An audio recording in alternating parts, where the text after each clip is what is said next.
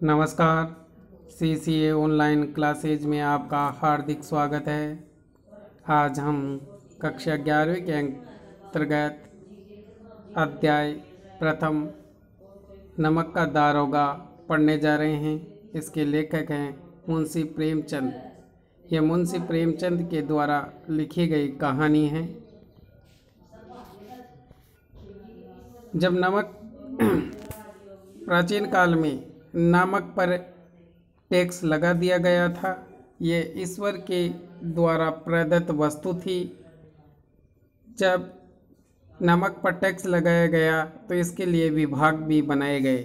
जब नमक का नया विभाग बना और ईश्वर प्रदत्त वस्तु के व्यापार करने का निषेध मनाही हो गई तो लोग चोरी छिपे इसका व्यापार करने लगे। अनेक प्रकार के छल प्रपंचों का सूत्रपात हुआ।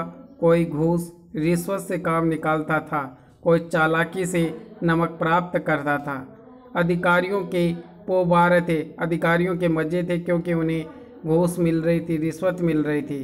पटवारीगिरी, जो पटवारी थे का सर्वसम्मानित पद छोड़कर लोग इस विभाग की बरकदाजी करते थे, यानी इस विभाग के अधिकारी बनने की कोशिश करने में लगे हुए थे।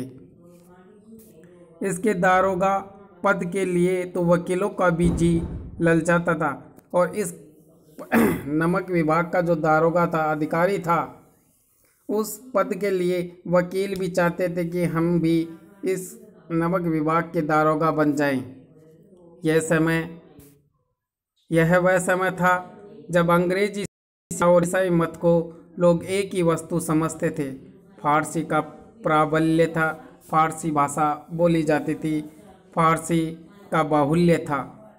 प्रेम की कथाएं और श्रृंगार रस के काव्य पढ़कर फारसीदा लोग सर्वोच्च पदों पर नियुक्त हो जाया करते थे। फारसी लोग क्या करते थे, एक तो प्रेम की कथाएं सुनाते थे, श्रृंगार रस से परिपूर्ण काव्य पढ़कर लोगों को आनंदित करते थे और अपने मनपसंद का पद प्राप्त करते थे।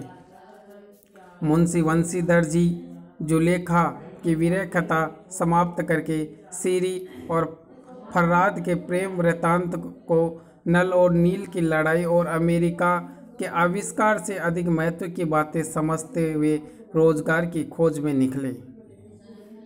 उनके पिता अनुभवी पुरुष थे। समझाने लगे, बेटा घर की दुर्दशा देख रहे हो, घर की स्थिति तुम देख रहे हो, ऋण के बोझ से दबे हुए हैं। हमने ऋण ले रखा है, लोगों से उधार ले रखा है। लड़कियां हैं, हमारे घर में लड़कियां हैं, उनकी शादी भी करनी है और वो घास फूस की तरह बढ़ती चली जा रही है, अर्थात विवाह योग्य होने वाली हैं। मैं कगारे पर का वृक्ष हो रहा हूँ। मैं यानी कगारी यानी किनारे, यानी नदी के किनारे या किनारे पर खड़ा जो वृक्ष होता है उसकी तरह हूँ, क्योंकि किनारे पर खड़ा वृक्ष ज़्यादा दिन ठहर नहीं पाता, क्योंकि वो कभी भी गिर सकता है। न मालूम कब गिर पड़ूं। अब तुम ही घर के मालिक मुख्तार हो, यानी तुम ही इस घर के मुखिया हो, तुम ही सब कुछ हो, जो सोच समझ कर तुम कार्य करना। नौकरी में ओहदे की ओर ध्यान मत देना, नौकरी की ओर जो आपका ओहदा है उसकी ओर ध्यान मत देना, पद की ओर ध्यान मत देना। यह तो पीर का मजार है। निगाह चढ़ावे और चादर पर रखनी चाहिए। हमेशा तुम्हारी जो नौकरी है उसमें जो चढ़ावा आ रहा है, जो रिश्वत आ रही है, घूस आ रही है, उस पर ध्यान देना, तनख्वाह पर ध्यान मत देना। ऐसा काम ढूंढना जहाँ कुछ ऊपरी आय हो। मासिक वेतन तो पूर्ण मासिक का चांद है। और वंशीधर के पिता ने कहा कि तुम ऐसी नौकरी ढूंढना जहाँ ऊपर की आमदनी हो, अर्थात रिश्वत घूस मिलती हो, और जो वेतन होता है वो तो पूर्णमासी का चांद है, जो एक बार दिखाई देता है और धीरे धीरे खत्म होता है। जो एक दिन दिखाई देता है और घटते घटते लुप्त हो जाता है।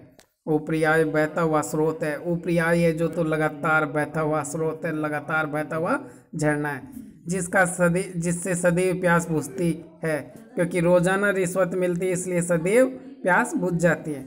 वेतन मनुष्य देता है, इसी से उसमें वृद्धि नहीं होती, और वेतन तो मनुष्य देता है, इस कारण उसमें वृद्धि नहीं होती। लेकिन ऊपरी आमदनी तो ईश्वर देता है, ऊपरी आय तो हम ईश्वर के द्वारा दी जाती है, इसी से उसकी बरकत होती है, उसमें दिन दोगुनी रात चौगुनी वृद्धि होती है। तुम स्वयं विद्वान हो, तुम्हें क्या समझाऊं। इस विषय में विवेक की बड़ी आवश्यकता है। मनुष्य को देखो, उसकी आवश्यकता को देखो और अवसर को देखो, उसके उपरांत जो उचित समझो करो।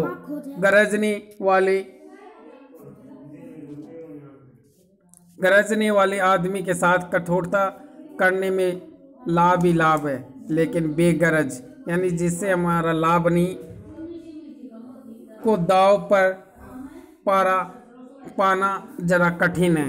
इन बातों को निगाह में बांध लो, ये मेरी जन्म भर की कमाई है। वंशीधर को उनके पिता ने जब नौकरी के लिए वंशीधर जा रहे थे तब ये सभी बातें उन्हें समझाई। इस उपदेश के बाद पिताजी ने आशीर्वाद दिया। वंशीधर आज्ञाकारी पुत्र थे। ये बातें ध्यान से सुनी और तब घर से चल खड़े हुए। इस विस्तृत विशाल संसार में उनके लिए धैर्य अपना मित्र, बुद्धि अपनी पथ प्रदर्शक, उनका धीरज उनका मित्र था, बुद्धि उनमें जो विवेक था उनका राह दिखाने वाला या पथ प्रदर्शक मार्गदर्शक था, और आत्मावलंबन आत्मा ही उनका सहारा थी, ही अपना सहायक था। लेकिन अच्छे शकुन से चले थे। अच्छे शगुन, जब हम बोलते हैं कि अच्छे शगुन हो गए, अच्छा हमारे दर्शन हो गए। जाते ही जाते नमक विभाग के दारोगा पद पर प्रतिष्ठित हो गए। जाते ही उन्हें दारोगा पद मिल गया। वेतन अच्छा और ऊपरी आय का तो ठिकाना ही न था। वृद्ध मुंशी जी को सुख संवाद मिला और वृद्ध उनके पिताजी को सुखी संवाद मिला, सुख पूर्वक समाचार मिला तो फूले न समय खुशी से झूम उठे।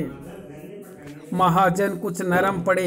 महाजन जो जिनसे उन्होंने ऋण ले रखा था वो भी कुछ नरम हुए, उन्होंने भी दया दृष्टि दिखाई। कलवार की आशा लता लहराई और आसपास में चारों तरफ खुशियां छाई। पड़ोसियों के हृदय में सूल उठने लगे और पड़ोसियों को दुख होने लगा। आज के लिए इतना ही, धन्यवाद।